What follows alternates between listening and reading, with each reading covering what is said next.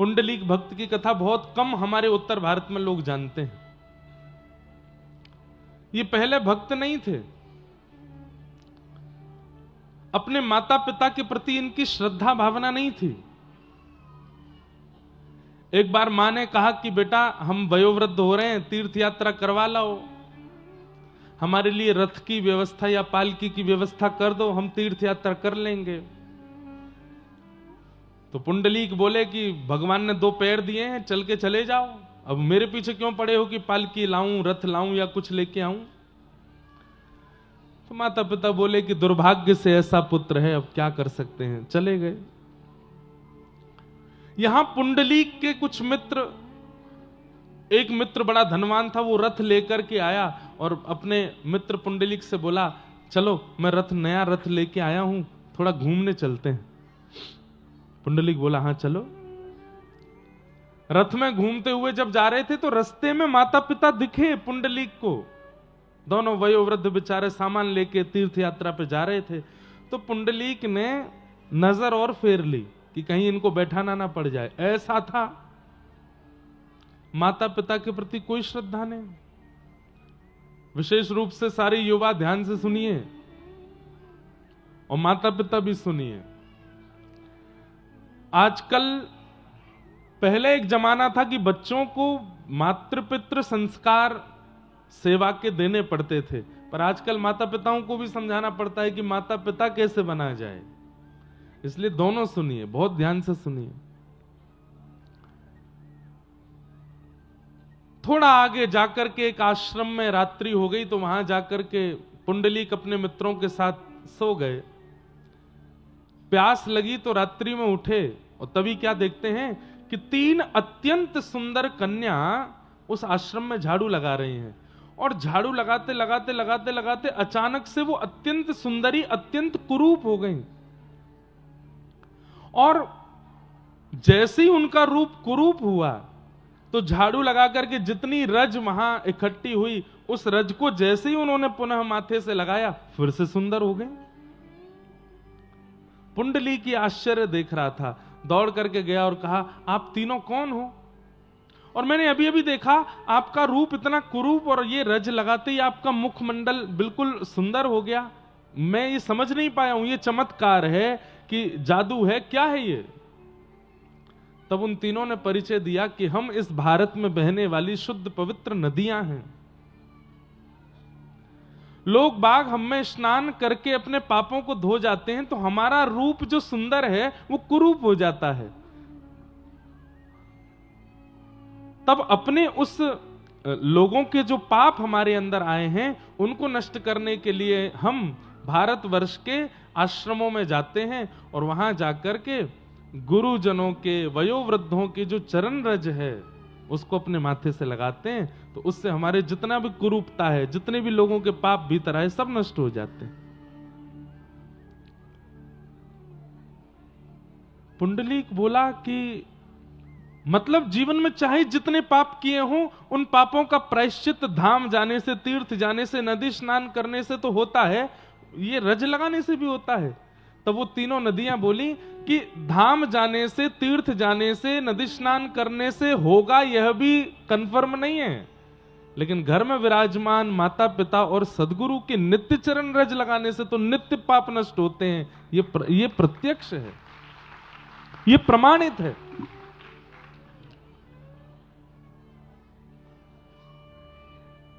हर की पौड़ी पे इतनी भीड़ लगती है हरिद्वार में, क्यों? पाप चले जाते हैं वहां स्नान करने से।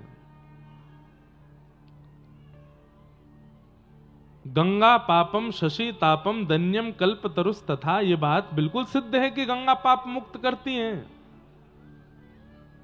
परंतु वहां आपको संकल्पित होना पड़ेगा। हे गंगा मैया, मैं आप में डुबकी लगा रहा हूं, मेरे पापों को मुक्त कर दो। मैं संकल्प दे करके कहता हूं कि मैं पुनः पाप नहीं करूंगा, तब गंगा आपके पापों को निवृत्त करती है। अगर गंगा में स्नान करने के बाद पुनः पाप की ओर आप जाने वाले हैं तो पाप नष्ट नहीं होगा। पर घर में विराजमान माता पिता, उनको संकल्प नहीं देना पड़ता, उनको तो आप नित्य प्रणाम करो बस।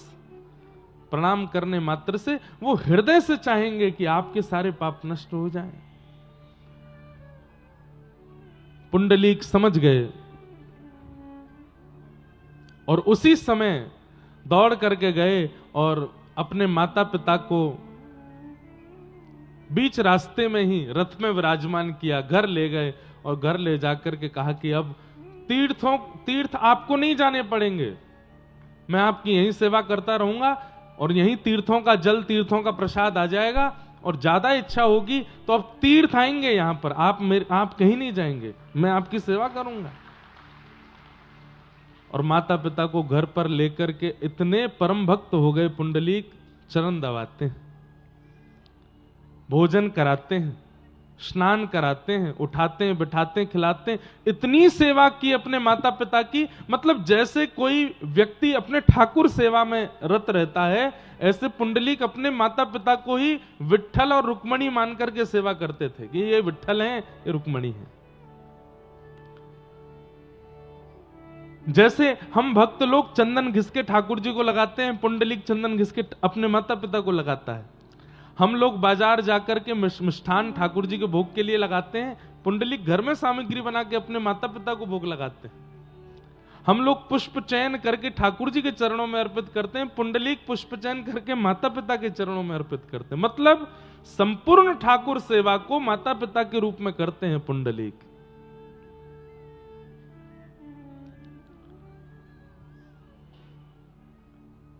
कोई साधन नहीं, कोई नाम नहीं, कोई जप नहीं, कोई अन्य क्रिया नहीं, केवल माता पिता की सेवा।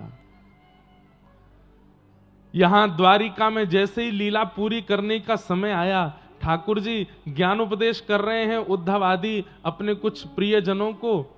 तब उद्धव ने कहा, नाथ आप कहां जा रहे हो? ठाकुर जी बोले, मैं वैसे तो श्रीमद् भागवत में विराजमान रहूंगा, लेकिन मेरा एक भक्त है, पहले मैं उसको दर्शन दे आऊं। बोले कौन? बोले चंद्रभागा के तट पर अपने माता पिता की चरण सेवा कर रहा है पुंडलीक, मैं उसके पास जाऊंगा। उसने कोई साधन नहीं किया, यज्ञ नहीं किया, तप जप कुछ नहीं किया, केवल मातृ पितृ सेवा की है। मेरा मन है कि मैं उसको दर्शन दूं। और ठाकुर जी पहुंच गए। पुंडलीक माता पिता की सेवा कर रहा था, आधी रात का समय। जैसे ही ठाकुर जी आए तो ठाकुर जी के श्री अंग से कस्तूरी की सुगंध आ रही थी, और वो सुगंध इतनी मनमोहक होती है कि महाराज देवराज इंद्र भी उस सुगंध को लेने के लिए तड़पते हैं, लेकिन ठाकुर जी के अंग की वह सुगंध इंद्र को भी प्राप्त नहीं होती। लेकिन जैसे ही भगवान पुंडलीक के द्वार पर पहुंचे तो पुंडलीक को सुगंध आने लगी। तो सुगंध प्राप्त करते ही पुंडलीक बोला, पता नहीं ये सुगंध कहां से आ रही है, अगर ये सुगंध मेरे माता पिता को आई तो कहीं वो बेचैन ना हो जाएं, वो गहरी नींद में हैं, सुगंधी के कारण कहीं उनको बेचैनी ना हो, कहीं वो करवट ना लेने लग जाएं। पुंडलीक दौड़ करके गया, हवा करने लगा द्वार पर कि ये सुगंधी भीतर ना आवे। ठाकुर जी चल करके आ रहे हैं तो नूपुरों की छम छम छम ध्वनि आ रही है, हाथ के कड़ूले बज रहे हैं, ठाकुर जी के श्रृंगार बज रहे हैं। तो उसका जो स्वर आ रहा है, जिनसे वेद प्रकट होते हैं, वेद की ऋचाएं प्रकट होती हैं, ठाकुर जी के नूपुरों की उन ध्वनि को सुन करके पुंडलीक अपने माता पिता के कान बंद कर रहा है कि कहीं इस स्वर से इनकी नींद ना खुल जाए। जैसे ही श्याम सुंदर आकर के द्वार पर खड़े हुए तो उनका नील सरोरुह वदन, और जैसे ही उसकी कांति घर के अंदर प्रवेश करने लगी, पुंडलीक चद्दर रखता है अपने माता पिता पे, कहीं ये कांति मेरे माता पिता के मुख पे गई तो वो छटपटा के उठ ना जाए। और पूछने लगा, कौन हो भाई, यहां क्यों आ चले आए हो? ठाकुर जी उत्तर देके बोले, पुंडलीक मैं हूं। बोले कौन मैं? बोले देवकी नंदन, वसुदेव नंदन, द्वारिकाधिपति, गौ ब्राह्मण प्रतिपालक, त्रिभुवन नायक, साक्षात परमात्मा कृष्ण, तुम्हारे द्वार पर खड़ा हूं पुंडलीक। पुंडलीक दौड़ करके गया, बोले आप भगवान हो? बोले जी। यहां क्यों आए हो? ठाकुर जी बोले ये प्रश्न कोई नहीं करता मुझसे। अरे जन्म जन्मांतरों के पुण्यों के बाद भी मेरा दर्शन नहीं होता पुंडलीक, मैं तेरे कुछ सालों की सेवा से प्रसन्न होके आ गया हूं। पुंडलीक बोला लेकिन मैंने आपको प्रसन्न करने के लिए सेवा तो नहीं की थी, आप क्यों प्रसन्न हो गए? मैं तो माता पिता की सेवा उनकी प्रसन्नता के लिए कर रहा हूं, आप क्यों प्रसन्न हो गए? ओहो, मैंने सुना है आप माखन चोर हो, आप चित चोर हो, मेरे माता पिता की सेवा की प्रसन्नता की भी चोरी कर ली आपने। अरे वो प्रसन्न होने चाहिए, आप क्यों हो गए? रुक्मणी जी भी साथ में गई थी। रुक्मणी जी ने ठाकुर जी का हाथ पकड़ा, बहुत बेइज्जती हो रही है, चलो यहां से, इसलिए आए थे हम यहां पे। देवी रुको ना, ये पुंडलीक है, इसकी निष्ठा तो देखो माता पिता में, साक्षात कृष्ण साक्षात रुक्मणी द्वार पर खड़े हैं, लेकिन ये हमको पूछ भी नहीं रहा है माता पिता के आगे। ठाकुर जी के पास आकर के हाथ जोड़ के बोला मैं आपके आगे हाथ जोड़ता हूं, मेरे माता पिता सो रहे हैं, विश्राम कर रहे हैं, आप जाइए यहां से। ठाकुर जी बोले हम एक बार जिसके पास आ जाते हैं फिर उसको लेके ही जाते हैं। पुंडलीक बोला मैं नहीं जाने वाला कहीं, और ना मुझे जाना है, और ना मैंने आपको बुलाया। अगर आपका कोई न्यायालय होता हो तो वहां पर मैं आप पर केस भी कर दूंगा कि मैंने नहीं बुलाया था आपको, जबरदस्ती ले गए मुझे खींच के। ठाकुर जी बोले कैसी भक्ति पुंडलीक की। अच्छा भाई हम द्वार पर खड़े हैं, तुम सेवा कर लो माता पिता की, जब सेवा से निवृत्त हो जाओ तब आ जाना, तब मिल लेना हमसे, तब तक के लिए कोई आसन दे दो हमको। पुंडलीक बोला अब आसन लाओ, फिर कहोगे चाय नाश्ता पानी लाओ, फिर कहोगे भोजन लाओ, फिर कहोगे नींद आ रही है बिस्तर लाओ। अरे आसन तो दे ही सकते हो। पुंडलीक गए भीतर जाकर के आसन ढूंढने में इतनी उनको लग रहा था कि इतनी देर भी मेरे माता पिता की सेवा से मुझे दूर क्यों किया जा रहा है। तो एक ईंट दिखाई दी, वही सरका दी, बोले ये लो आसन, बैठ जाओ उसके ऊपर। रुक्मणी जी पकड़ती रही, मना करती रही, ठाकुर जी नहीं माने, और उस ईंट के ऊपर प्रतीक्षात्मक भाव से आज तक ठाकुर जी खड़े। आज भी पंढरीनाथ विठ्ठल भगवान खड़े हैं और प्रतीक्षा कर रहे हैं कि मेरे पुंडलीक की सेवा एक दिन पूरी होगी और वो मुझसे मिलने आएगा। सोचिए, भगवत दर्शन के लिए मैं और आप हम क्या नहीं कर रहे हैं, सब कुछ कर रहे हैं। सारे नियमों का पालन कर रहे हैं, सारी विधाओं का पालन कर रहे हैं, सारे तीर्थों के दर्शन कर रहे हैं, सब प्रकार की क्रिया कर रहे हैं कि हमको भगवत अनुभव हो, लेकिन घर में विराजमान जो माता पिता हैं उनकी सेवा ही नहीं कर रहे। अब वैसे तो मैं भी वंचित रहता हूं सेवा से, मुझे भी माता पिता की सेवा तो प्राप्त नहीं हो पाती। बार बार उनके समीप जाना, उनके चरण दबाना, ये हमको सेवा मिलती नहीं, हम तो कथाओं में ही रहते हैं। पर बंधुओं, सबसे बड़ी सेवा क्या है कि आपकी क्रिया, आपके विचार, आपका स्वभाव, आपका व्यवहार वो आपके माता पिता को प्रसन्न कर देता हो। ये सबसे बड़ी सेवा है एक बालक की, कि उनके माता पिता प्रसन्न हो जाते हैं, हंसने लगते हैं, प्रसन्न मुद्रा में उनको देख लेते हैं। हमें नहीं पता हमारी सेवा से माता पिता प्रसन्न होते होंगे कि नहीं, पर हाँ, अपने 24 घंटे के पूरे जीवन काल में 3 घंटा कथा करते हैं तो उससे जरूर हमारे पिताजी माताजी प्रसन्न होते हैं, उससे जरूर उनके चित्त में आनंद होता है। इसलिए भैया हमारी एक बात मानिए, एक माला कम करोगे चलेगा, एक तीर्थ कम रह जाएगा तो भी चलेगा, लेकिन आपके माता पिता के दोनों वरदहस्त आपके सिर पर पूरे पूरे हों, यही भगवत प्राप्ति का एक विशिष्ट साधन है। उसके लिए प्रयास करो। प्रमाण है पुंडलीक माता पिता की सेवा से प्राप्त हुए उनको ठाकुर जी। तो ठाकुर जी सब ब्रजवासियों से बोले भैया गिरिराज जी की पूजन करवे चलो। सब ब्रजवासी ठाकुर जी की बात मान करके गोवर्धन पूजने के लिए आए। बंधुओं, ये गिरिराज पूजन की कथा के पीछे एक दो बातें हैं, बहुत ध्यान से सुनिएगा। सबसे विशेष बात कि हमारे द्वारा जब धन का असद व्यय होता है तो ठाकुर जी को अच्छा नहीं लगता। जब हम अपने धन को गलत जगह पर इस्तेमाल करते हैं, गलत जगह उसका व्यय करते हैं, तो ठाकुर जी को बड़ी पीड़ा होती है। क्यों? धन साक्षात लक्ष्मी है, और लक्ष्मी का जब असद व्यय हमारे द्वारा होता है तो ठाकुर जी को पीड़ा होती है। तो ठीक वैसे ही कहीं भी पूजने चले जाएं, कहीं भी चद्दर वद्दर चढ़ाने चले जाते हैं, कहीं भी अगरबत्ती घुमाने चले जाते हैं, किसी को भी पूजने लग जाते हैं, क्यों? हमारे काम बन जाएं, केवल इसलिए। ठाकुर जी को इससे बड़ी पीड़ा होती है। ठाकुर जी बोलते हैं, जब मैं मिल गया तो फिर तू कहीं और काहे को भटक रहा है? जब मैं प्राप्त हो गया तो फिर कहीं और भटकने की आवश्यकता क्यों है? इसलिए भैया, एक के रहिए जीवन भर।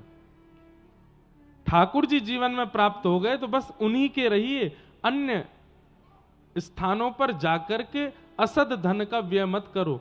ब्रजवासियों के प्रति ठाकुर जी की भावना ऐसी बनी कि जब मैं मिल ही गया तो फिर इंद्र की पूजा क्यों? अपने इस अमूल्य धन का असद व्यय मत करो। तो अब ठाकुर जी बोले, मैं कहूंगा मेरी पूजा करो तो ये करेंगे नहीं, तो फिर अपने ही सब्स्टिट्यूट के रूप में ठाकुर जी ने गिरिराज जी की पूजा कराई। लेके गए सब ब्रजवासी, इनको जाओ जाकर के गिरिराज पूजन करो।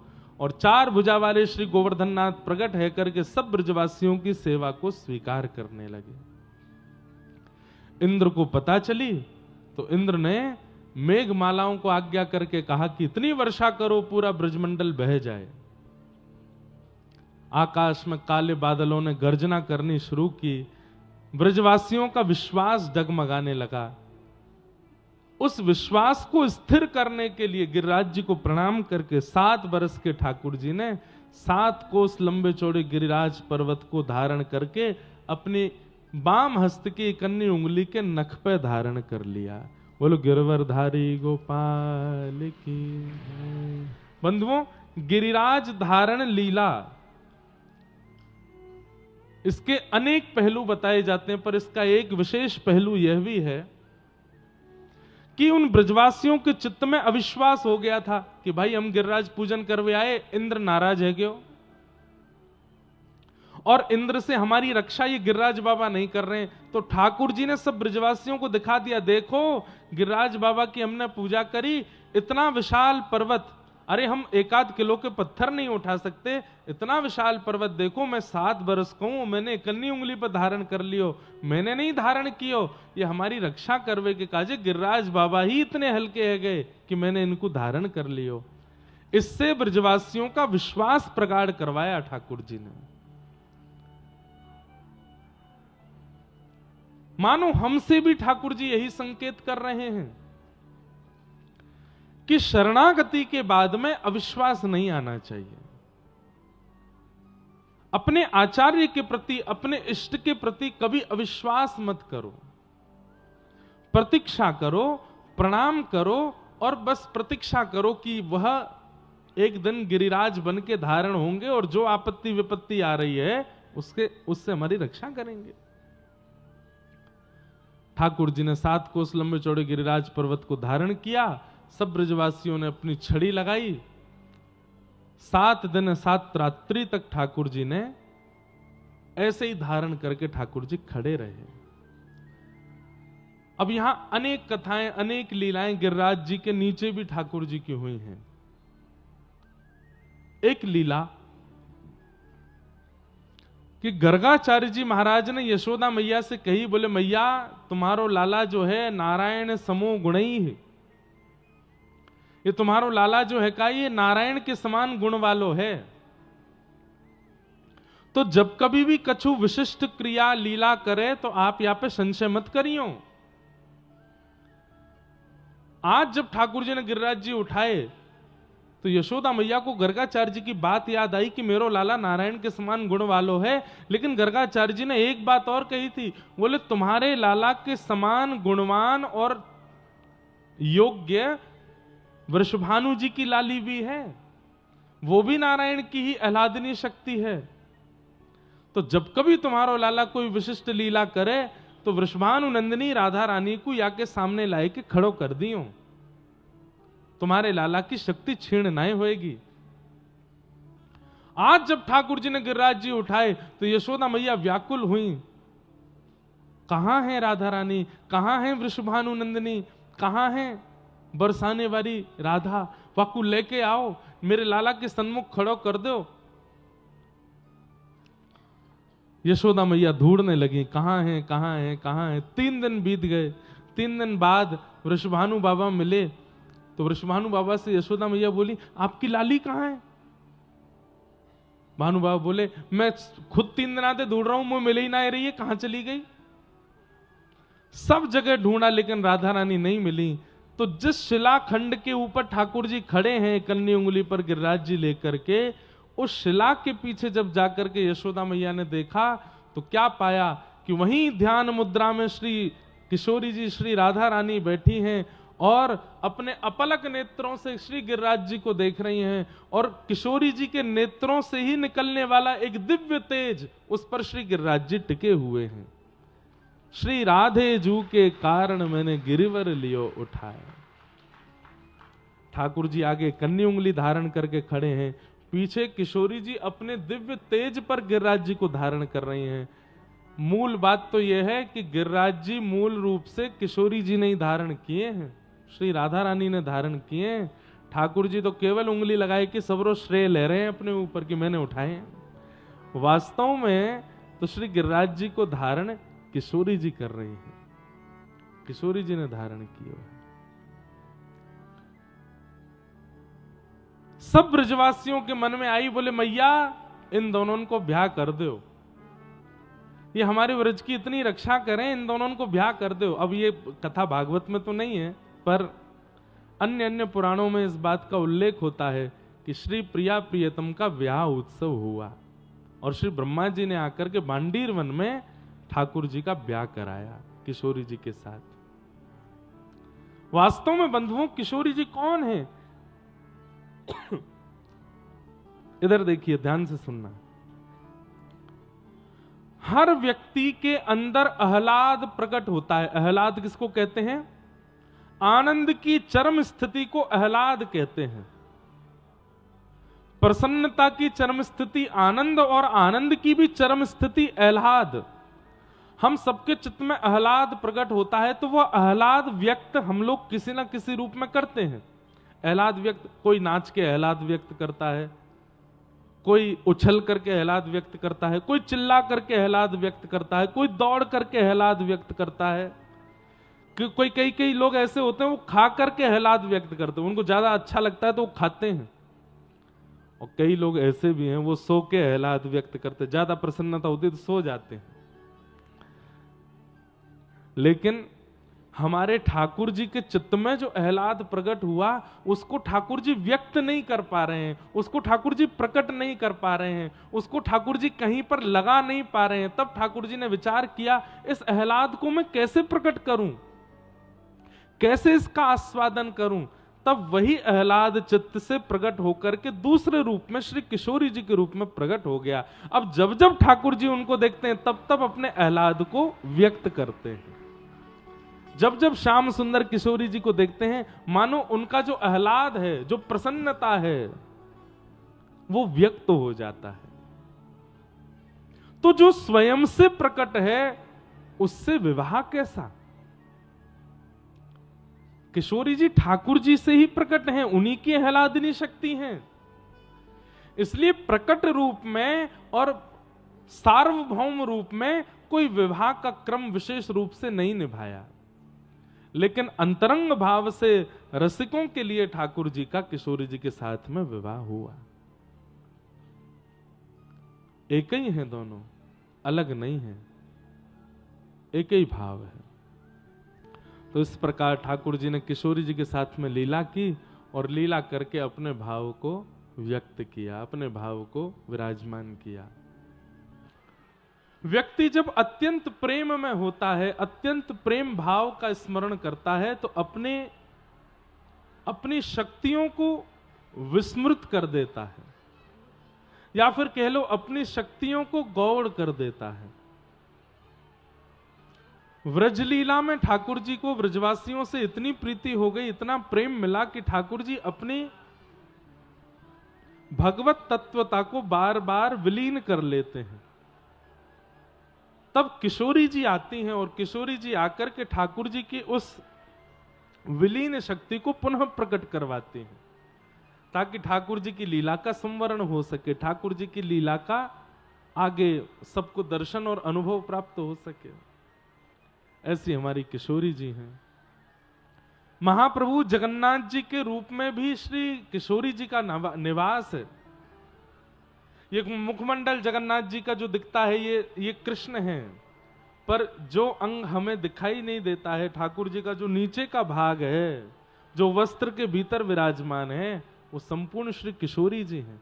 श्री राधा कृष्ण मिलित तनु हैं श्री महाप्रभु जगन्नाथ। वो गौर वर्णा जो भीतर का ठाकुर जी का अंग है, वो श्री किशोरी जी हैं, श्री राधा रानी है। ऐसी श्री राधा रानी की कृपा से और सब ब्रजवासियों के अनुग्रह से ठाकुर जी ने गिरिराज जी धारण किए। 7 दिन 7 रात्रि बाद भगवान ने गिरिराज जी को पुनः विराजमान किया। बोलो गोवर्धन नाथ की। इंद्र ने आकर के भगवान की स्तुति गाई और वह स्तुति सुनकर के ठाकुर जी ने इंद्र को क्षमा किया। तत्पश्चात आगे के क्रम सुनाए गए, एकादशी नियम बताए गए। रात्रि काल में जागरण हुआ, ब्रजवासियों ने जागरण किया और श्री नंद बाबा, कुछ देव गंधर्व जन उन्हें नदी स्नान के समय अपने संग लेके चले गए। ठाकुर जी ने जाकर के उन्हें पुनः मुक्त कराया। तत्पश्चात रास पंचाध्याय का प्रसंग सुनाया गया। गैयाओं ने भगवान का नाम गोविंद रखा, यह लीला भी मध्य में आई। ठाकुर जी की लीला चल रही है और यहां अब रास पंचाध्याय का क्रम प्रारंभ होता है। भगवान पिता रात्रि शरदोत्फुल्ल मल्लिका विक्षरन्तुम मनश्चक्रे योग मायामुपाश्रितः।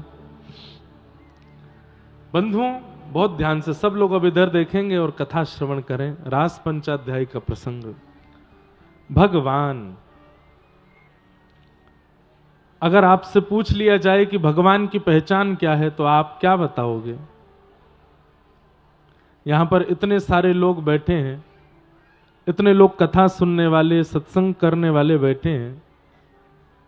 भगवान का परिचय दीजिए। कैसे दोगे परिचय ठाकुर जी का?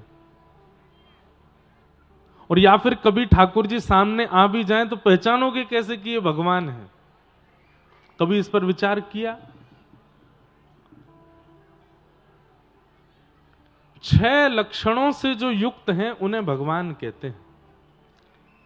ये 6 लक्षण जिसके अंदर हैं, या तो वो भगवान है या फिर भगवान का कोई अंश है, भगवान का कोई दूत है। बिल्कुल शांति का परिचय दो भैया। कोई ये बुलाए करो तो धीमे से ही बुलाए करो। हाँ, ने भैया धीरे, पटकावारे भैया ने धीरे। सब लोग इधर देखो। उत्पत्ति प्रलयं चैव भूतानां गति गति वेत्ति विद्याम अविद्याम च सवाच्यो भगवानिति। भगवान किसे कहते हैं? उत्पत्ति प्रलयम चैव। इस सृष्टि की उत्पत्ति जो जानते हैं, किसी से पूछा जाए कि सृष्टि की उत्पत्ति क्या, तो कोई नहीं बता पाएगा। कई लोग आंकड़े लगाएंगे, इतने 1000 वर्ष पहले, इतने लाख वर्ष पहले, इतने ये वर्ष पहले, लेकिन प्रमाणिक रूप से कोई नहीं बता सकता कि पृथ्वी की उत्पत्ति कब हुई और प्रलयम चैव, प्रलय कब होगा, ये जो जानते हैं। ये 2 जानकारियां जिनके पास हैं, उत्पत्ति की और प्रलय की। हम आप सब लोग साइंस पर आसरतू रहते हैं। कितनी बार सुना जा चुका है कि अब प्रलय आ जाएगा। पहले सुना था 2012 में प्रलय आएगा, फिर सुना था 2020 में प्रलय आएगा, फिर सुना था कि किसी ग्रंथ में लिखा है कि 2025 में पूरी धरती खत्म हो जाएगी, और 2026 शुरू हो गया। पता नहीं प्रलय कब आएगा। तो लोग अपने आंकड़े लगाते रह जाएंगे, भविष्य कथन भविष्यवाणियां होती रह जाएंगी, लेकिन प्रलय कब होगा ये सिवाय भगवान को किसी को नहीं पता। उत्पत्ति और प्रलयम चैव, ये जिनके पास जानकारी है, और जानकारी नहीं, उन्हीं से ही यह संभव हो सकता है। उत्पत्ति और प्रलय, इसके जो हेतु हैं वो भगवान। तो दो लक्षण हो गए, उत्पत्ति प्रलयम चैव, भूतानाम अगति गति। हमारी कहां गति है और कहां अगति है ये जिन्हें पता है। अगति गति, कई लोग खूब मुहूर्त दिखवाते हैं, बिल्कुल समय से घर से निकलते हैं, ब्राह्मणों से पूजन करा करके, पूरा नियम आदि करा करके अपनी दुकान बनाते हैं, बोले कि अब सब बढ़िया होगा। बिल्कुल अक्षय तृतीया पे ही दुकान का शटर खोला था पहली बार। 5 साल हो गए, कमाई नहीं हो रही, चले ही नहीं रहा काम, कुछ हो ही नहीं रहा, अब क्या करें। फिर कुछ और काम शुरू करते हैं, वो भी नहीं चल पाता, फिर तीसरा काम शुरू करते हैं, वो भी नहीं चल पाता। हमारी गति और अगति हम नहीं तय कर सकते। और एक बात कह दूं, बुरा नहीं मानिएगा, भविष्य कथन करने वाले या भविष्य रूप से बता देने वाले या किसी प्रकार से आपका भविष्य भाव, वह भी मुझे ऐसा लगता है कि किसी ने भविष्य तो सही ही बताया होगा कि भाई परसों तुम्हारे साथ ऐसा हो जाएगा या 1 साल बाद तुम्हारा ये काम बन जाएगा, लेकिन तभी ठाकुर जी देखते होंगे, अच्छा 1 साल बाद या को काम बनवे वारो, मैं बनने ही नहीं दूंगा। गति और अगति उनके हाथ है, इसलिए किसी के ऊपर आसरतू मत रहिए। ठाकुर जी से कहो, नाथ आप सब जानते हो मेरी कहां गति है, कहां अगति है, कहां मुझे अच्छा है, कहां मेरा बुरा है, आपको सब पता है। मुझे किसी से पूछवाना नहीं, दिखवाना नहीं, बहुत कुछ करना नहीं। प्रेम भाव से शुभ तिथि पर अपना ये कार्य प्रारंभ कर रहा हूं। यदि इसमें मेरी भलाई हो तो इसको अच्छा करिएगा, यदि इसमें मेरी भलाई ना हो तो जैसी आपकी इच्छा। ठाकुर जी पर निर्भर रहो, अपना कर्म कीजिए, उस पर विचलित मत होइए, अच्छे बुरे पर या ज्यादा उससे प्रभावित मत होइए। अगर अच्छा हो तो भी, बुरा हो तो भी, शायद इसमें मेरी गति नहीं है।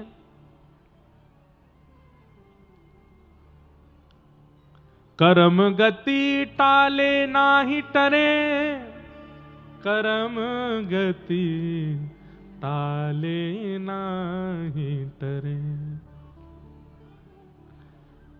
गुरु वशिष्ठ से अद्भुत ज्ञानी, गुरु वशिष्ठ जैसे अद्भुत ज्ञानी, उन्होंने क्या किया? देख के लगन धरे। श्री रघुनाथ जी और सिया जी की देख करके लगन रखी थी उन्होंने, सब कुछ विचार करके लगन लिखी थी कि भैया अब तो इनका ब्याह निश्चित ही मंगलकारी होगा। लेकिन हुआ क्या? सीता हरण मरण दशरथ को वन में फेर परे, कर्म गति टारे नाही टरे। वशिष्ठ जी से ज्यादा विद्वान तो इस वक्त धरा धरती पर कोई नहीं होगा। उन्होंने तो बड़ी सोच समझ के लगन लिखी थी, राम जी की सीता जी की पूरा मिलान किया था। लेकिन हुआ क्या? सीता हरण मरण दशरथ को, और वन में फिर 14 वर्ष वन में फिरे। पूरा पद है, मुझे पूरा पंक्ति पद याद नहीं है।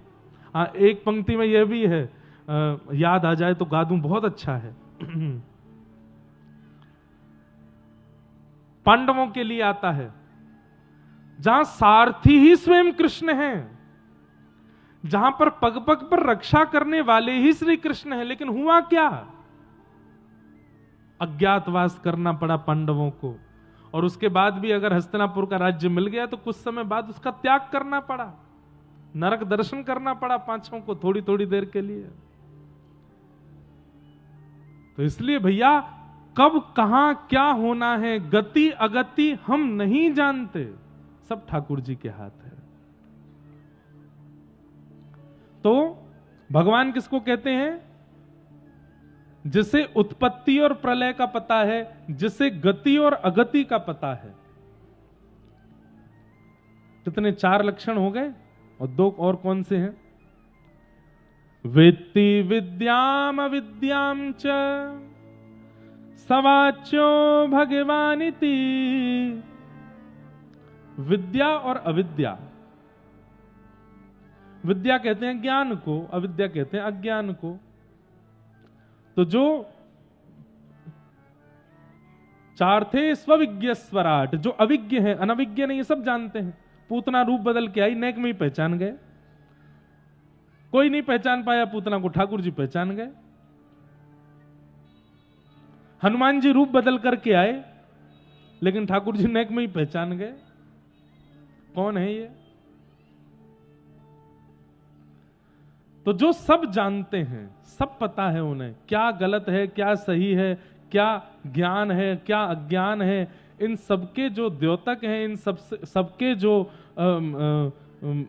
अधिपति हैं, ये 6 लक्षण जिसमें हैं, उत्पत्ति, प्रलय, गति, अगति, विद्या और अविद्या, इनके जो ज्ञाता हैं उन्हें कहते हैं भगवान। सवाच्यो भगवान इति। ये 6 भग कहलाते हैं, और इन 6 भगों से जो युक्त हैं उन्हें भगवान कहते हैं। जैसे धनवान, धन से युक्त धनवान, ज्ञान से युक्त ज्ञानवान, विद्या से युक्त विद्वान, बल से युक्त बलवान, ऐसे ये 6 भग जिसके पास हैं वो भगवान। भगवान पिता रात्रि शरदोत्फुल्ल मल्लिका विक्षरन्तुम मनश्चक्रे योग मायामुपाश्रित। भगवान ने गोपियों को आश्वासन दिया था कि हम आपके साथ रास विहार करेंगे, और शरद पूर्णिमा की रात्रि को चुनकर के ठाकुर जी ने गोपियों के साथ रास विहार के लिए आमंत्रण किया। आज शरद पूर्णिमा की रात्रि जैसी प्रकट हुई, गोपियां अपने गृह कार्यों को छोड़ करके दौड़ी हैं ठाकुर जी से मिलने के लिए। आबाल वृद्ध वनिता, छोटी बालिका से लेकर के बड़ी तक सब गोपियां ठाकुर जी के रास में पहुंची। ये रास इसलिए कहलाया क्योंकि आज तक गोपियां बुला रही हैं ठाकुर जी को अपने घर, लेकिन आज ठाकुर जी ने बुलाया है गोपियों को रास में। कैसे बुलाया? निशम्य गीतम तदनंगवर्धनम ब्रज स्त्रिय कृष्ण गृहीत मानसा आजग्मुरन्योन्यमलक्षितोद्यमा सयत्र कांतो जवलोलकुंडला। निशम्य गीतम तदनंगवर्धनम, बहुत ध्यान से सुनिएगा। ठाकुर जी ने ऐसी टेर बजाई वंशी में, जिस टेर को सुनकर के हमारे जितने भी अंग प्रत्यंग हैं, गोपियों के जितने भी शरीर के अंग हैं, उनमें कृष्ण मिलन की कामना का वर्धन होने लगा, भक्ति का वर्धन होने लगा, प्रेम का वर्धन होने लगा।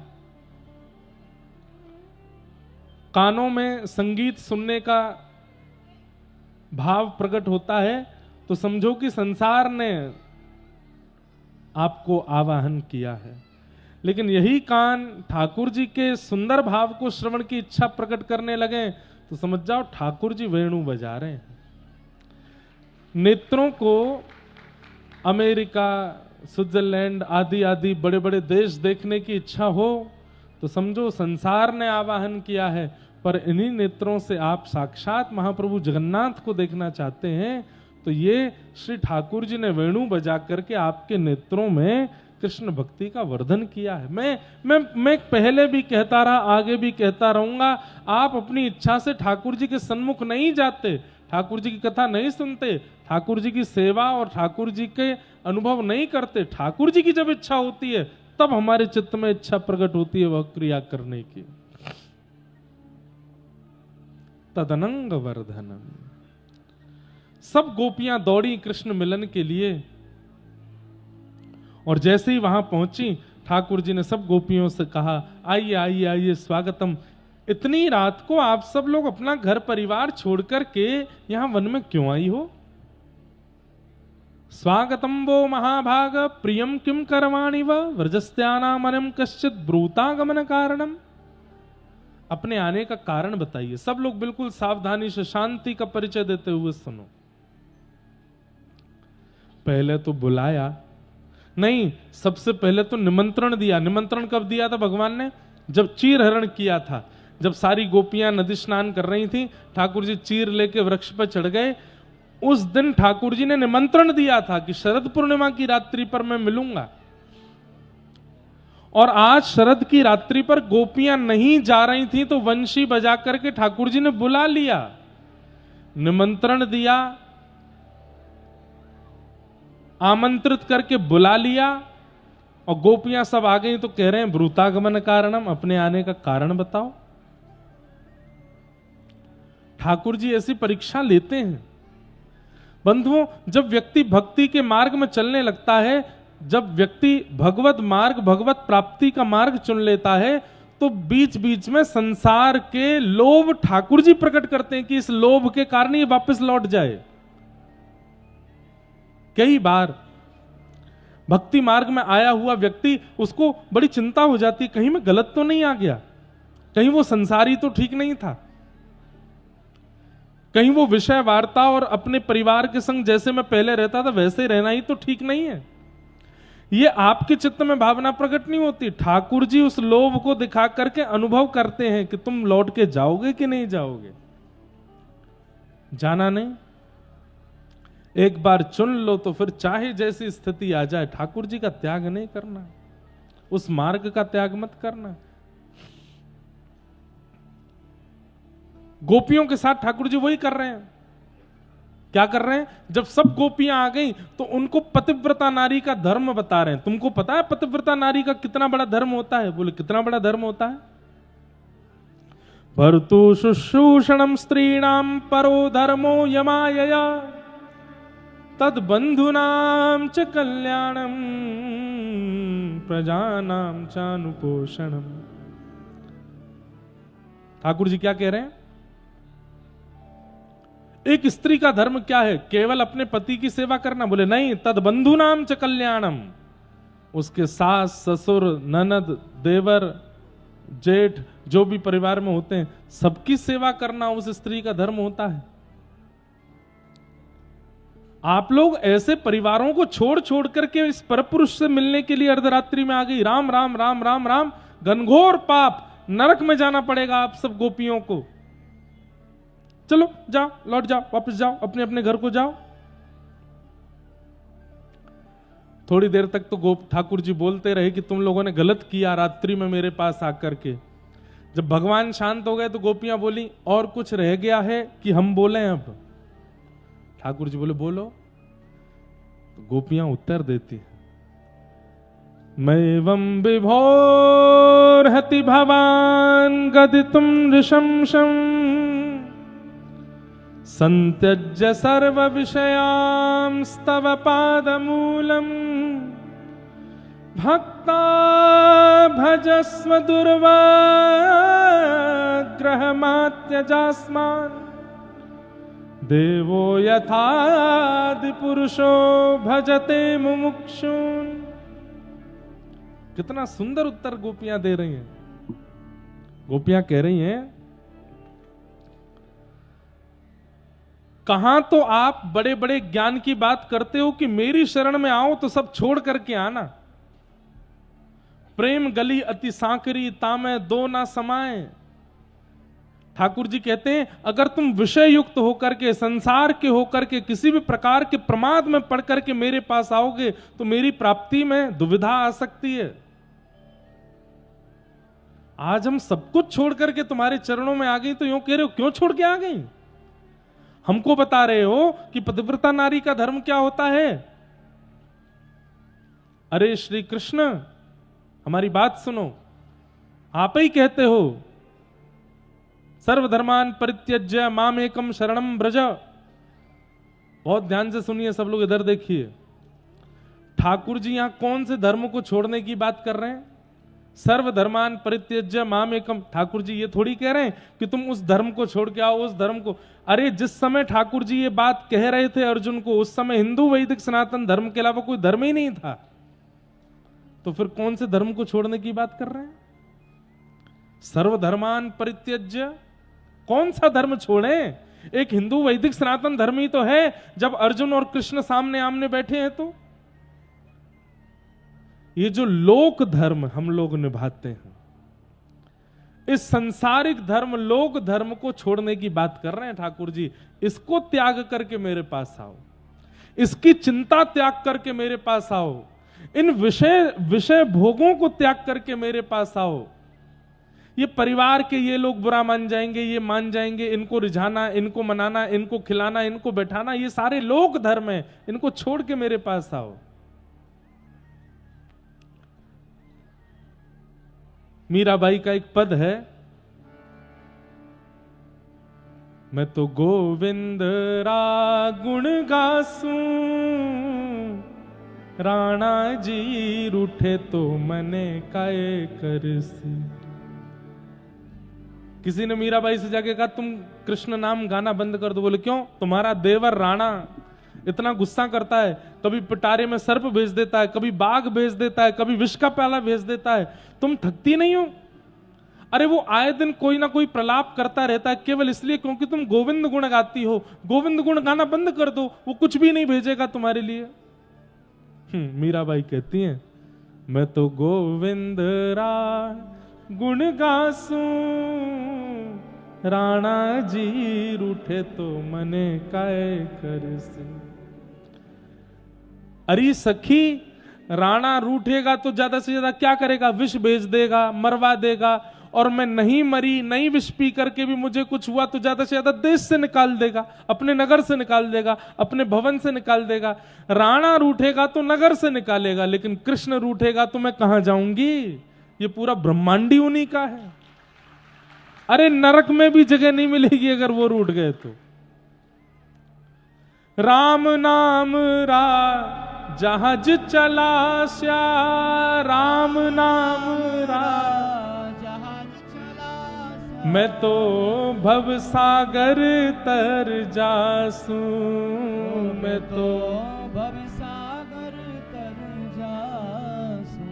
हे मीरा के प्रभु गिरधर नागर, मीरा के प्रभु गिरधर नागर, मैं तो हर्ष हर्ष गुण गासूं, मैं तो हर्ष हर्ष गुण गासूं। ओ राणा जी रूठे तो मने काय करसी, राणा जी क्या कर लेंगे मेरा, रूठ गए तो। अरे भाई आजकल के आपको एक बात बोल दूं मैं, बच्चों की मेरे पास शिकायतें आती हैं, महाराज जी हम कथा सुनते हैं, तिलक लगाते हैं, इसलिए हमसे स्कूल में कोई मित्रता नहीं करता। क्यों मित्रता नहीं करते? कि आप तिलक लगा के आए हो। क्यों मित्रता नहीं करते? क्योंकि आप कंठी माला पहनते हो। क्यों मित्रता नहीं कर रहे? वो तुम प्याज लहसुन नहीं खाते। क्यों मित्रता नहीं कर रहे? बोले रात में 10 बजे सो जाता है, इससे मित्रता करके क्या फायदा? इसको मित्र नहीं बनाना। बोले क्यों? सुबह 4 बजे उठ जाता है। मैंने सुना है भैया, इसके माता पिता बता रहे थे सुबह 4 बजे उठ जाता है। आज देखिए ये कलिकाल नहीं है तो क्या है, अगर आप सुधरे हुए हो तो लोग आपका त्याग कर देते हैं, और आप जितने बिगड़े हुए हो उतने आपके संबंधी हैं, उतने आपके मित्र हैं, उतने आपको घेर के बैठे रहते हैं। ये कलिकाल है। हमें संसार का चिंतन नहीं करना है। हमारा उद्देश्य इस तन की प्राप्ति से भगवत प्राप्ति है। ये एक बार मिला है, पता नहीं अगली बार मिलेगा कि नहीं। ये एक बार हम मानव बन गए, इसका मतलब अब हमें अवसर मिला है, अगली बार अवसर मिलेगा कि नहीं क्या पता। मानव ही बनोगे इसकी कोई गारंटी है क्या? कुकर सूकर अगर कथा में घुस जाते हैं तो लोग मार पीट के भगा देते हैं। क्यों? अधिकार नहीं है उनका कथा सुनने का, हम ही सुन सकते हैं। मंदिर में घुस जाएं तो वहां से भगा दिए जाते हैं। क्यों? अधिकार नहीं है उनका दर्शन का। घर में भोग प्रसादी बनी हो, दुनिया को न्योता दिया जाता है, लेकिन वहां भी अगर वो आ जाएं तो उनको भी भगा दिया जाता है, क्योंकि उनका अधिकार नहीं है पाने का। यह भगवत प्राप्ति के, श्रवण के, दर्शन के, प्रसाद के सारे अधिकार हम मानवों को मिले हैं और किसी को नहीं मिले। तो दोबारा मिलेगा कि नहीं, कोई प्रमाण है क्या इसका? ये अंतिम है, इसके बाद ये अवसर मिलेगा नहीं, और मिला भी तो 84 लाख योनियों बाद मिलेगा। एक योनि में यदि 10 साल भी रहे तो लगा लो कितने साल लगेंगे दोबारा अवसर मिलने में। इसलिए भैया समय मत गवाइए, इसलिए भैया विषय भोगों की तरफ ज्यादा चिंतन मत करो, ये दुनिया भर के उल्टे सीधे कामों में मन मत लगाइए। शरीर मिला है, मानव देह मिला है, वाणी मिली है, आंख मिली है, कान मिली है, करताल मिले हैं, बजाओ करताल, गाओ कीर्तन और है जाओ ठाकुर जी के। निकल लो या दुनिया से। गोपियां कह रही हैं हम सब छोड़ करके आपकी शरण में आ गई, हमको दोबारा संसार की याद दिला रहे हो आप, हे श्याम सुंदर। अरे भैया, ओ देवताओं, ओ भैया लाला, यहां वार्ता मत करो, कथा चल रही है भैया। इधर देखो सब लोग। तो गोपियां भगवान को कह रही हैं कि हम सब विषय छोड़ करके, आपको तो केवल इतना दिखा श्याम सुंदर कि हम घर छोड़ के आई हैं, आपको तो केवल इतना देखा पति बच्चे छोड़ के आई हैं। अरे संतज्य सर्व विषयाम स्तव पाद मूलम, हम सब छोड़ के आई हैं। आंखों की इच्छा, नाक की इच्छा, जीव की इच्छा, हाथों की इच्छा, पैरों की इच्छा, अरे सर्वांगीण देह की इच्छा। कोई व्यक्ति घर छोड़ सकता है, पति छोड़ देगा, पत्नी छोड़ देगा, बच्चों को छोड़ देगा, लेकिन इंद्रिय सुख फिर भी नहीं छोड़ सकता। घर छोड़ देगा, खाना छोड़ देगा, क्या नहीं छोड़ सकता? जीव को तो फिर भी चाहिए। सबको छोड़ देगा, लेकिन त्वचा के स्पर्श छोड़ देगा क्या? नहीं छोड़ेगा। नेत्रों से देखना छोड़ देगा ना। गोपियां कह रही हम सब छोड़ आई हैं आपके लिए। तेरे कारण सब जग छोड़ा, तुम संग नाता जोड़ा प्यारे, तुम संग नाता। और गोपियां कह रही हैं, गोपियां यहां कह रही हैं हमें आपसे ये नहीं चाहिए कि आप हमें मिलो, आप हमारे साथ रहो। श्री कृष्ण, हमारा प्रेम ऐसा नहीं कि हम आपको अपने संग रखना चाहती हैं या ये इच्छा रखती हैं कि आप हमें अपने संग रखो ना। हमारी केवल एक इच्छा है। बोले क्या? एक बार प्रभु हंस के कह दो, तू मेरा मैं तेरा प्यारे, तू मेरा मैं तेरा। क्या कह रही हैं गोपियां? बोले आप एक बार बस इतना कह दीजिए श्याम सुंदर कि हे गोपियों, मैंने तुम्हारे प्रेम को स्वीकार किया, तुम्हें अपना लिया। इसके बाद भले ही हमारी तरफ देखना भी मत, बस ये कह दो कि आपने हमें स्वीकार कर लिया। हमसे मिलो मत, हमें दिखो मत, हमें देखो मत, हमें छुओ मत, हमसे बात मत करो, चले जाओ हमसे दूर। बस ये कह के चले जाओ कि तुम मेरी हो। हम ये सुन करके और जीवन निकाल देंगे इसी बात पे कि आपने हमें स्वीकार किया। हमारा प्रेम ऐसा है नाथ भैया, हमारा प्रेम ऐसा है कि बस किसी दिन ठाकुर जी स्वप्न में ही आके कहते हैं, अरे ओ भैया लाला, सोरो का है, तू मेरो है और मैं तेरो हूं। बस आप इसके बाद कभी मत दिखना हमको। इस विश्वास पे पूरा जीवन जी लेंगे हम कि आपने हमें स्वीकार किया।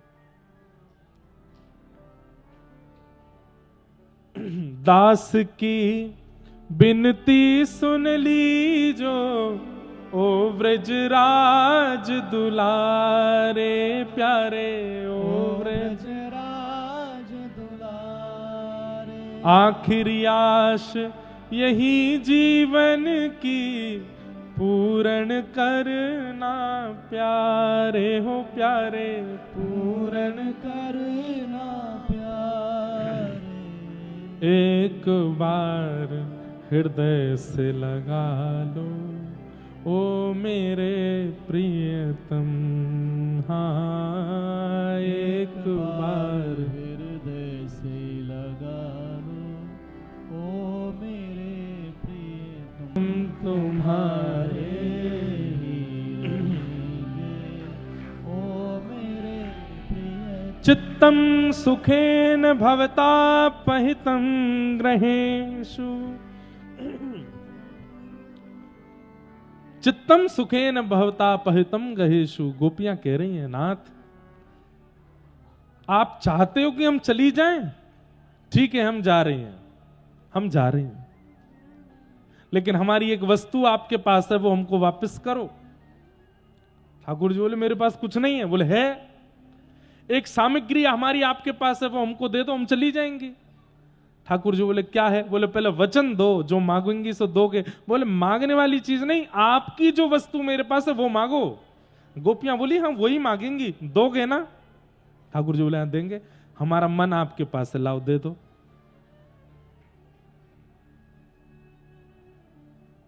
ठाकुर जी देख रहे हो, क्या बात है, देख क्यों रहे हो? दो। आप चाहते हो ना कि हम वापस लौट के चली जाएं, हमारा मन आपके पास है, वापस कर दो। ठाकुर जी बोले, मन वापस करने से क्या होता है? बोले, मन वापस करने से कभी चित्त में उसका स्मरण नहीं आता, कभी बुद्धि में उसकी याद नहीं रहती, कभी स्वप्न में भी उसका दृश्य नहीं दिखता, चलते फिरते उठते बैठते खाते उसका स्मरण नहीं होता। जब मन वापस हो जाता है तो मन मर जाता है, तो मन टूट जाता है, तो वो मन आपने अपने पास रखा, हमें वापस करो। ठाकुर जी बोले, ये कैसे वापस करूं? बोले, नहीं वापस कर सकते? बोले, नहीं कर सकता। नहीं कर सकते? बोले, नहीं कर सकता। तो फिर हमें स्वीकार करो, या तो मन वापस करो या हमको स्वीकार करो। बंधुओं, त्रिभुवन नायक ठाकुर जी के आगे ब्रह्मा जी हार गए, इंद्र हार गए, लेकिन गोबर थापवे वारी, गैया चरावे वारी गोपीन के आगे ठाकुर जी हार गए। कोई उत्तर नहीं दे पा रहे, निरुत्तर हो गए ठाकुर जी। अब क्या बोलूं मैं? क्यों? क्योंकि ये ज्ञान से नहीं लड़ रही हैं, ये शास्त्रों से नहीं लड़ रही हैं, ये प्रेम से लड़ रही हैं, और प्रेम में प्रेमी की विजय होती है। गोपियों के पास शस्त्र नहीं है, शास्त्र नहीं है, ज्ञान नहीं है, वैराग्य नहीं है, गोपियों के पास प्रेम है। और प्रेम का शस्त्र जिसके पास है, एक तरह से ये समझ लो, इस भक्ति मार्ग में सबसे बड़ा शस्त्र यदि कोई है तो वो प्रेम ही है। वो ज्ञान को भी हरा देगा, वैराग्य को भी हरा देगा, त्याग को भी हरा देगा। प्रेम की विजय होती है। लेकिन ये प्रेम शस्त्र सबके पास आता नहीं है, सब किसी के पास नहीं आता। देवताओं में केवल एक के पास है, कौन? वैष्णवानाम यथा शंभु, शंकर जी के पास है। और शंकर जी के जितने रुद्रावतार हैं उनके पास, उस नाते से हनुमान जी के पास है। बाकी देवताओं के पास में ज्ञान है, त्याग है, वैराग्य है, ऐश्वर्य है, पर प्रेम नहीं है। प्रेम सबके पास नहीं आता। और इस ब्रह्मांड में प्रेम व्रज की गोपियों के पास है। यथा व्रज गोपिका नाम नारद भक्ति सूत्र में श्री नारद जी कहते हैं, भक्ति, प्रेम लक्षणा भक्ति का स्वरूप गोपियों के पास है। गोपियां कहने लगी, हम चली जाएंगी, हमारा मन दे दो। ठाकुर जी बोले, मन तो नहीं दे पाऊंगा। तो बोले, हमें स्वीकार करो। वास्तव में ठाकुर जी इतना विलंब क्यों कर रहे हैं? जब बुलाया था, निमंत्रण दिया था, तो स्वीकार करना था। बोले, ठाकुर जी का स्वभाव है, परीक्षा लेते हैं पहले, और परीक्षा में आपकी मनोस्थिति को पहचान के तब ठाकुर जी स्वीकार करते हैं। इसलिए तैयारी रखना। ओ भैया देवताओं सबरे इधर देखो, जीवन भर भजन किया, जीवन भर नाम जप किया, जीवन भर गुरु आश्रय में रहे, जीवन भर कथा सुनी, जीवन भर परिक्रमा की, और उसके बाद अगर ठाकुर जी मिल गए तो प्रकट होते ही ठाकुर जी परीक्षा लेंगे। उस परीक्षा में यदि फेल हो गए तो फिर मिल नहीं पाएंगे ठाकुर जी।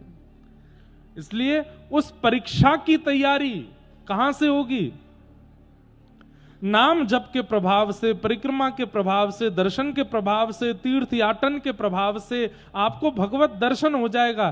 पर परीक्षा में पास तो सत्संग के प्रभाव से ही हो गए आप। जितना सत्संग सुनोगे, जितना हरि वचनामृत सुनोगे, जितना हरिजनों की बातें मानोगे। ठाकुर जी तो परीक्षा लेते हो, ऐसी लेते हैं सरप्राइज टेस्ट। कहां से प्रश्न आएगा वहां तो कह भी नहीं पाओगे, ये तो सिलेबस में था ही नहीं, ये क्यों पूछ रहे हो। ऐसी बात ठाकुर जी करते हैं। इसलिए भैया ठाकुर जी की परीक्षा में पास होना पड़ेगा, और वो तभी हो सकते हैं जब आचार्य गुरु और हरि चर्चाएं श्रवण की होंगी, तो ही हो सकता है। एक अजब कुमारी नाम की ठाकुर जी की भक्त थी। सब लोग इधर देखो, ध्यान से सुनो। एक राज घराने की कन्या थी, उसका नाम क्या था? अजब कुमारी। तो अजब कुमारी राजस्थान उदयपुर के पास में रहती थी, उदयपुर में ही रहती थी, वहां के राजा की पुत्री थी। वृंदावन आई, गोवर्धन में जब गिरधर छवि का दर्शन किया तो इतना मन आ गया कि अपने पिता से बोली कि अब मुझे वापस नहीं जाना, मैं इन्हीं के पास ही रहूंगी, ठाकुर जी के संग ही रहना है मुझे। पिता ने कहा, बोले नहीं, वापस तो चलना पड़ेगा। ध्यान से सुनना। पिता की हट के आगे वापस जाना पड़ा अजब कुमारी को। लेकिन कृष्ण विरह इतना ज्यादा व्याप्त हो गया चित्त में कि कृष्ण विरह के कारण बुखार चढ़ने लगा। बंधुओं, प्रेम की 10 अवस्थाओं में एक यह भी अवस्था है कि बिना किसी रोग के, बिना किसी कारण के प्रेमी की स्मृति में ज्वर चढ़ने लगता है। यह भी प्रेम की एक अवस्था है। अजब कुमारी को ज्वर चढ़ने लगा, और वो ज्वर किसी औषधि से ठीक नहीं होता, प्रेमी सामने आएगा तभी ठीक होगा। अजब कुमारी को ऐसा ज्वर चढ़ा कि महाराज बड़े बड़े वैद्यों ने औषधि दे दी, लेकिन ज्वर ठीक नहीं हुआ। अनेक प्रयास और प्रकार से प्रयास करने पर भी अजब कुमारी जब स्वस्थ नहीं हुई, तब पिता ने कहा, बिटिया तू ठीक कैसे होगी? अजब कुमारी बोली, पिताजी मैं आपसे निवेदन कर रही हूं, मुझे ब्रज जाने दो, मैं ठाकुर जी को देख लूंगी, हो जाऊंगी ठीक।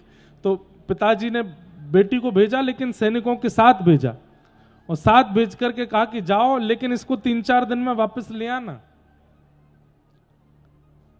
अजब कुमारी वापस गई, 4 दिन के लिए गई। मंदिर में जाती, ठाकुर जी को देखती, ठीक तो हो गई, ठीक तो हो गई, लेकिन ठाकुर जी से कहने लगी, नाथ अब मुझे वापस नहीं जाना, अब मुझे आपके संग ही रहना है, आपके पास ही रहना है, आप कृपा करो। मंदिर में गोस्वामी जी से कहा कि मुझे कोई सेवा बता दो, मैं सेवा किया करूंगी। तो गोसाई जी ने सेवा दे दी। बोले कि देखो मंदिर में सब सेवाएं तो होती हैं, रसोई घर की सेवा, श्रृंगार की सेवा, सब सेवाओं के लिए हमारे पास वैष्णव हैं, अब तुमको जो अच्छा लगे तुम सेवा कर लो। तो उसने कौन सी सेवा ली? राजभोग के समय उसने देखा ठाकुर जी के आगे चौसर रखी है, ठाकुर जी चौसर खेलते हैं।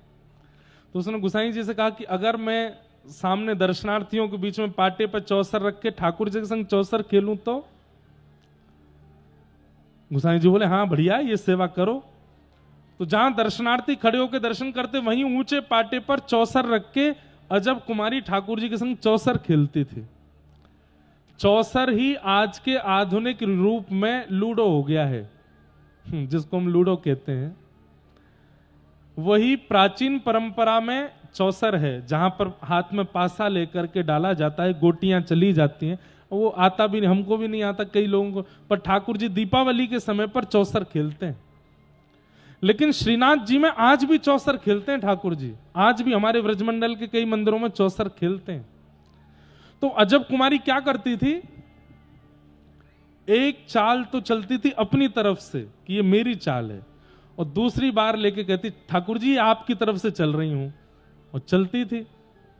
लेकिन अजब कुमारी इतनी निपुण थी कि उसको पता था कितनी बार रगड़ने पर सही अंक आएंगे।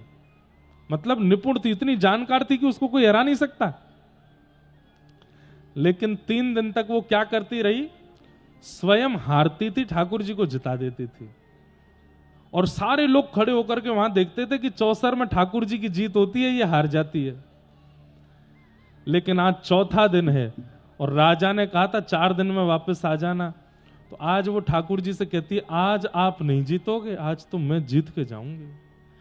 3 दिन से ये जय जयकार हो रही है कि हमारो ठाकुर जीते, हमारो लाला विजय करे, आज सबको बता के जाऊंगी, आप नहीं जीतते, मैं जिताती हूं आपको। आज तो आप हारोगे और सबके सामने हारोगे, मैं चली जाऊंगी, मेरे पीछे से फिर ये सब आपको चिढ़ाएंगे कि देखो हार गए हो लाला, ते हार गए हो। आज अजब कुमारी कमर कस के बैठी और ऐसे पास से डाले कि ठाकुर जी की गोटियां तो कट जावे और अजब कुमारी निकलती जावे, जीतती जावे। इसका प्रभाव क्या हुआ कि श्रीनाथ जी अंदर खड़े हैं मंदिर में और खड़े खड़े श्रीनाथ जी के पसीना आने लगे कि आज तो ये मुझे हरा ही देगी। और बीच बीच में श्रीनाथ जी के नेत्र ऐसे नीचे रहते हैं, बीच बीच में ठाकुर जी धीमे से ऊपर आंख करके देख और लेते, फिर नीचे करते कि आज मुझे हरा देगी। अंतिम चाल चल रही थी, अजब कुमारी जीतने वाली है। और पासा रगड़ते रगड़ते जैसे ही ठाकुर जी की ओर देखती है तो ठाकुर जी खड़े खड़े मानो उससे प्रार्थना करते हैं, ऐसा मत करे, जिता दे मुझे, तू देख मेरी भक्त ना है, मुझे जिता दे। अजब कुमारी बोली, ऐसे नहीं जिताऊंगी, कुछ चाहिए। बोले क्या? या तो मुझे यहां रख लो या मेरे साथ आप मेवाड़ चलो। ठाकुर जी बोले, तू जो कहेगी सो करूंगा, लेकिन मुझे जिता के जा। अजब कुमारी ने ऐसा पासा चला महाराज, स्वयं हार गई, जीती हुई बाजी हार गई, ठाकुर जी को जिता दिया। और ठाकुर जी ने अजब कुमारी के इस प्रेम भाव को स्वीकार किया। बोले बता कहा चाहिए तो को? बोले अब ये चाहिए कि मेरे पिता मुझे यहां रहने नहीं दे रहे, आप मेवाड़ आओ। और अजब कुमारी के लिए श्रीनाथ जी गिरिराज जी से आज तक मेवाड़ में ही विराजमान है, मेवाड़ में बैठे हैं अजब कुमारी के लिए। तो भैया परीक्षा ठाकुर जी करते हैं, आपको पास होना पड़ेगा। और जिस स्थिति में मैं आपको नहीं आकर, मैं खुद को भी आकर हूं, जिस स्थिति में मैं और आप अभी हैं, अगर ठाकुर जी प्रकट हो गए हम परीक्षा में हार जाएंगे। इसलिए अभी प्रार्थना करो भी मत कि आप प्रकट हो, पहले मैं निपुण हो जाऊं, पहले मैं पूरी तरह से बिल्कुल हो जाऊं कि आपके हर भैया ज्ञान के रूप में उनके प्रश्नों का जवाब नहीं दे पाओगे, प्रेमी बनना पड़ेगा, तभी ठाकुर जी के प्रश्नों का उत्तर मिलेगा। क्योंकि वो शास्त्रीय बात नहीं करेंगे, ठाकुर जी प्रकट होकर के प्रेमी बात करेंगे और उसमें कोई प्रेमी ही आगे निकल सकता है। इसलिए भैया पहले तैयारी कर लो, फिर ठाकुर जी से कहना अब आ जाओ, अब बताएंगे आपको। गोपियों ने ऐसा उत्तर दिया कि ठाकुर जी को अब गोपियों के संग रास करना पड़ा। प्रत्येक गोपी के पास ठाकुर जी जाते हैं, उसके साथ रास विहार करते हैं। हमारे तो रास में ही 6:30 बज गए। अब रुक्मणी विवाह कैसे हो? अभी तो कंस वध होना है, ठाकुर जी का मथुरा गमन होना है। और ये लगभग हर कथा में होता है कि रास के प्रसंग इतना विस्तृत हो जाता है कि रुक्मणी कल्याण महोत्सव हो नहीं पाता। लेकिन आप सब लोग साफा बांध बांध के बैठे हो, इसलिए हम रास की कथा में जब प्रिया प्रियतम रास विहार करेंगे तो उसमें ही रुक्मणी मंगल भाव रखेंगे। बाकी रुक्मणी मंगल की कथा विस्तार से फिर कल कह करके और फिर सुदामा चरित्र कह के विश्राम तक ले चलेंगे। क्योंकि अब सबके स्वाफा बने, दुल्हा तो बनी, वो बराती तो बनी आए हो, तो दुल्हा तो लाने ही पड़ेंगे ठाकुर जी के रूप में। तो भगवान अंतर ध्यान हो गए, रास करते करते अंतर ध्यान हो गए। क्यों हुए अंतर ध्यान? ध्यान से सुनिएगा। ठाकुर जी के अंतर ध्यान होने का कारण क्या है? अभिमान।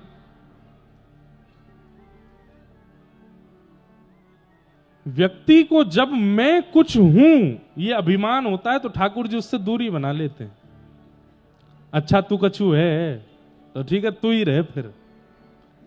लेकिन सदैव मन में रहता है कि मैं कुछ नहीं हूं, मेरा कोई अस्तित्व नहीं है। तृणादपि सुनीचेन शिक्षाष्टकम में श्री चैतन्य महाप्रभु कहते हैं कि मैं तृण के समान हूं।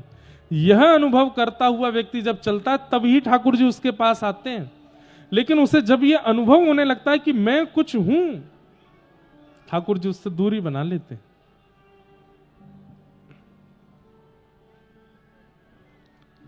गोपियों के संग ठाकुर जी रास कर रहे हैं और रास करते करते गोपियों को यह अनुभव होने लगा कि हम कुछ हैं, तभी हमारे साथ रास कर रहे हैं।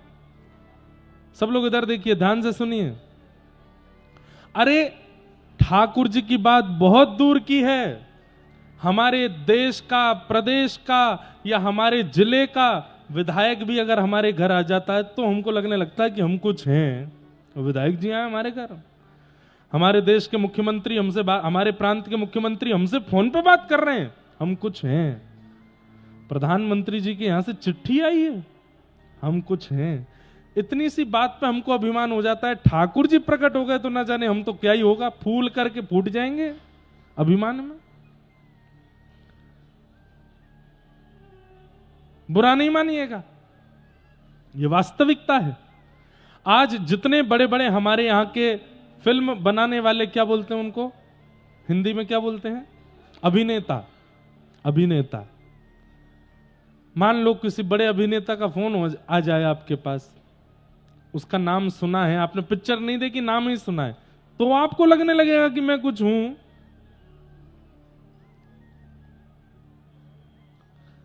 मुझे ऐसा लगता है कि ठाकुर जी प्रकट क्यों नहीं हो रहे, ठाकुर जी हमें मिल क्यों नहीं रहे। हम इतनी सेवा करते हैं उसके बाद भी ठाकुर जी हिलते डुलते क्यों नहीं है, मूर्तिमंत बन के क्यों रहते हैं। क्योंकि उन्हें हमारे अभिमान की चिंता है कि अगर मैंने कोई क्रिया की तो इसे अभिमान हो जाएगा कि ये कुछ है।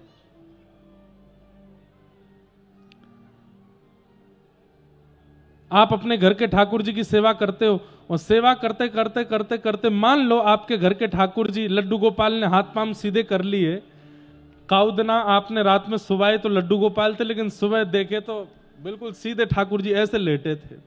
क्या करोगे? सबसे पहले तो ये कहीं दोबारा लड्डू गोपाल नहीं हो जाए उससे पहले फोटो खींचो इनका। फोटो खींच करके फिर नगर में, गली में, मोहल्ले में, प्रांत में, सोशल मीडिया सब जगह डालो, देखो मेरी भक्ति, मैंने ऐसा भजन किया, ऐसी सेवा करी, ठाकुर जी मेरे सीधे है गए। ठाकुर जी कह रहे हैं कि मैंने हाथ यों से यों भी किया ना तो मेरी शामत आ जानी है, अगर मैं प्रकट हो गया तो क्या होगा। इसको अभिमान हो जाएगा कि ये कुछ है, इसलिए ठाकुर जी आते नहीं।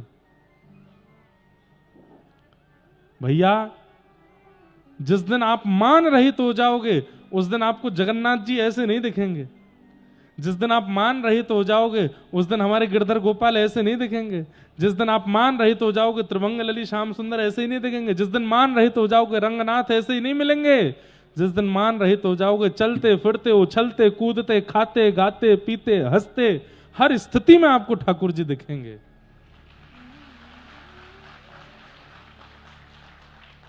और फिर गाते चलोगे, ये देखो श्याम, ये देखो श्याम, यही तो है मेरे जीवन प्राण। नैनाभिराम बंक मुस्कान, बोह मरोड़ लजावत कान। ये देखो श्याम, ये देखो श्याम, यही तो है मेरे जीवन प्राण। सब जगह दिखने लगेंगे, जित देखूं उतित श्याममयी है।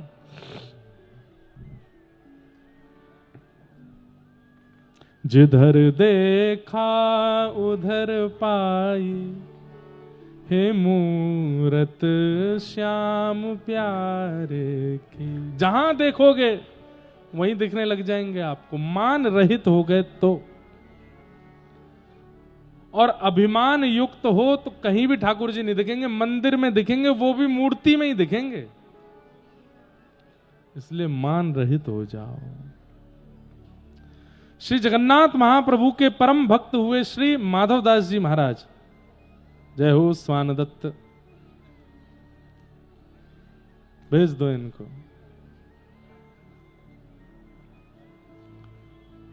इधर देखो, इधर देखो।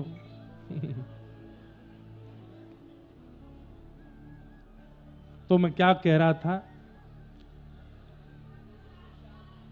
क्या कह रहे थे हम? हाँ, माधवदास जी हुए जगन्नाथ जी के परम भक्त। जगन्नाथ जी से जाके बोले मैं व्रजमंडल जा रहा हूं दर्शन करने के लिए, तो जगन्नाथ जी रोने लगे। रो करके महाप्रभु जी बोले तुम चले जाओगे तो हमारा मन कैसे लगेगा? तो बोले क्या करूं? बोले या तो जाओ मत, जाओ तो हमको लेके जाओ, हमको भी लेके चलो साथ में।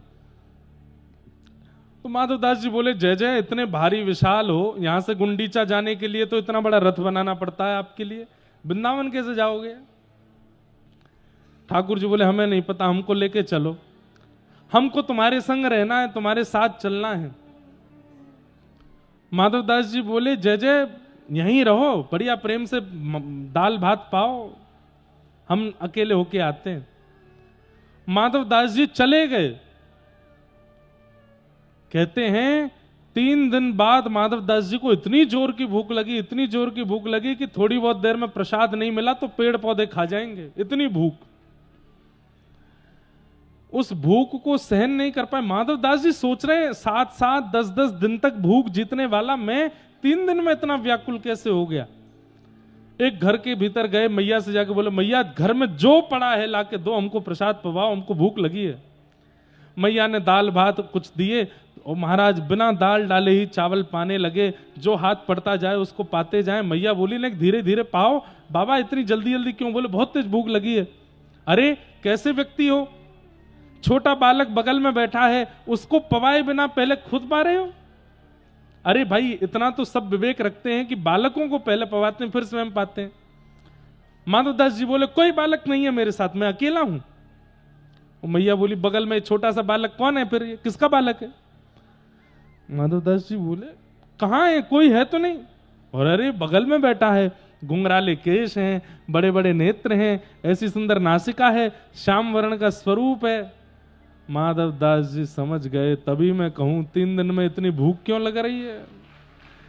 अरे महाप्रभु जगन्नाथ, ऐसा लगता है चित्त में बैठ के मेरे संगी जा रहे हो व्रजमंडल। तो भीतर से ठाकुर जी बोले हम बे, मैं अंदर ही बैठा हूं, मोये लग रही भूख। कैसे संभव हो गया माधवदास जी के साथ ही? क्यों? मान रहित हैं। हम सबके अंदर तनिक सी वस्तु प्राप्त होने पर अभिमान आ जाता है। ठाकुर जी कैसे आ जाएंगे हमारे पास? नहीं आ सकते। इसलिए भैया कथाएं सुन के, सत्संग करके, आचार्यों की सन्निधि में रह करके, गुरुजनों के आश्रय में रह के पहले मान त्यागो, तब ठाकुर जी मिलेंगे। गोपियों को मान हो गया कि हम कुछ हैं इसलिए ठाकुर जी हमारे साथ रास कर रहे हैं। ठाकुर जी वहां से अंतर ध्यान हो गए। गोपियां ढूंढती बिलकती हुई किशोरी जी के चरणों में जाकर के ठाकुर जी को याद करने लगी। किशोरी जी के कहने पर गोपियों ने गोपी गीत गाया। जयति तेधिकं जन्मना व्रजः श्रयतन्दिरा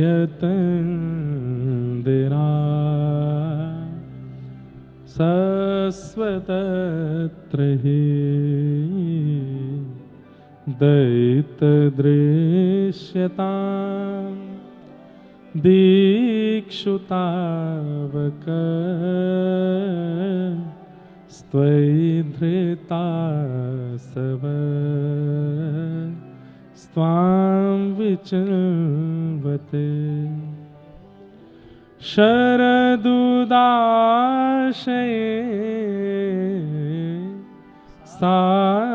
साधुजातस सरसिजोदर श्रीमृषादृशा सुरतनाथ ते अशुल्कदासिका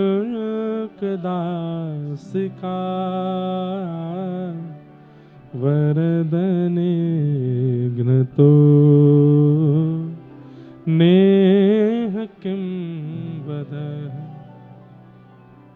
एक श्लोक में गोपियां ठाकुर जी को तंज कसती हैं, दूसरे श्लोक में मनाने लगती हैं। एक श्लोक में गोपियां कह रही हैं तुम बहुत इतरा रहे हो श्याम सुंदर, पर ये याद रखना ते जन्मना ब्रजम अधिकम जयति। आपको ऐसा लगता है कि तुम्हारे जन्म से व्रज की शोभा बढ़ी है, पर ऐसा नहीं है। व्रज में आपका जन्म हुआ, इससे आपकी शोभा बढ़ी है ठाकुर जी। मैं कभी कभी मन में विचार करता हूं कि अगर श्री कृष्ण का प्रादुर्भाव व्रज वृंदावन के अलावा कहीं और हुआ होता तो शायद इतना यश, इतनी कीर्ति, इतने प्रेम के अधिकारी ठाकुर जी नहीं बनते। वो व्रज में जन्मे हैं इसलिए इतने प्यारे हैं, इसलिए इतने प्रिय हैं सबके। वही बात गोपियां कह रही हैं। प्रेम को प्रमुख यही वृंदावन धाम। हमारी व्रज का रसिया है, पूरा नहीं गाऊंगा।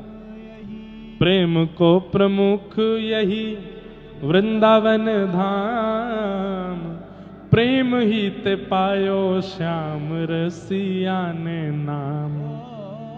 प्रेम ही ते पायो श्याम रसिया ने। अरे आए जाने कहाँ गवार, जाने कहाँ गवार, प्रेम नदिया की सदा उल्टी बहे धार। कौन पावे या को पार, प्रेम नदिया की सदा उल्टी बहे धार। जो सीधे सीधे चल रहा है वो प्रेमी नहीं हो सकता। ललित गति विलास बल गुहास, नेक टेढ़ो मेढ़ो से है कि चले अपने जीवन में, अपने व्यवहार में। टेढ़ा मेढ़ा होने का मतलब है टेढ़े मेढ़े और भी लोग चलते हैं, पीला पानी पी के भी लोग टेढ़ा मेढ़ा चलते हैं, लेकिन कथा सुन करके टेढ़ा चले समझो वो प्रेमी है। टेढ़ा चलने का मतलब क्या है? प्रेम के मार्ग पर चलने वाला व्यक्ति सीधा नहीं हो सकता, वो सीधा चाल चलने वाला नहीं हो सकता, वो थोड़ा टेढ़ा ही होगा। अब इसका प्रतिपादन करूंगा तो मुझे और दो चार कथाएं याद आ जाएंगी, फिर मुझे सुनानी पड़ेंगी कि टेढ़ी चाल कैसी होती है। लेकिन सब ठाकुर जी की कृपा है। तो